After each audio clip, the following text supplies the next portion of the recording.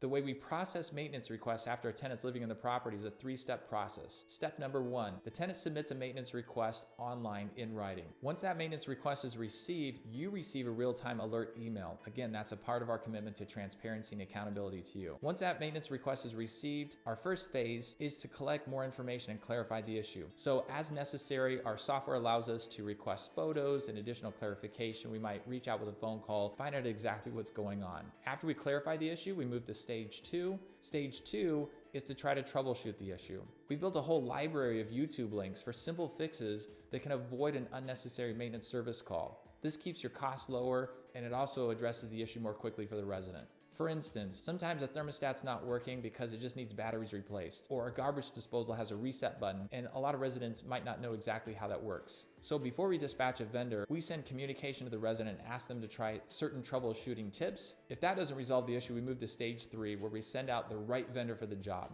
If it's a larger issue with electrical, AC, or plumbing, we're going to send out a licensed, bonded, insured contractor. But for most issues, they can be addressed by a handyman at a much lower cost.